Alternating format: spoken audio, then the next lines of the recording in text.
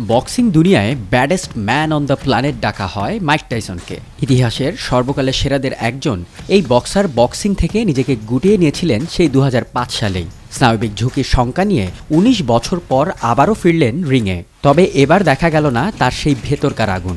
বয়সের কাছে আত্মসমর্পণ করে ইউটিউবার থেকে পেশাদার বক্সার হওয়া জ্যাক পলের কাছে হেরে গেলেন 58 বছর বয়সী এই কিংবদন্তি। তবে হেরেও কোটি ডলার আয় করে নিলেন সাবেক বিশ্ব চ্যাম্পিয়ন আয়রন মাইক।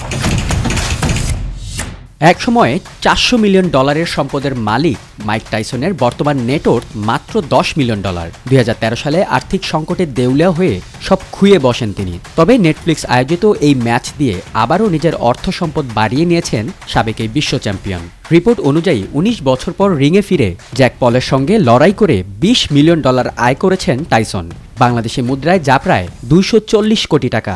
1988 সালেও একবার এক ম্যাচ থেকেই $20 মিলিয়ন আয় করেছিলেন টাইসন। সে ম্যাচে মাইকেল স্পিংসকে মাত্র 91 সেকেন্ডে নকআউট করে এই অর্থ জিতে নিয়েছিলেন তিনি। তবে এখনকার মুদ্রাস্ফীতির কারণে তখনকার $20 মিলিয়ন বর্তমান মূল্য প্রায় $53 মিলিয়ন বা 633 কোটি টাকা। মাইক টাইসন বনাম জ্যাক পলের ম্যাচটি আয়োজন করে মূলত স্ট্রিমিং প্ল্যাটফর্ম নেটফ্লিক্স।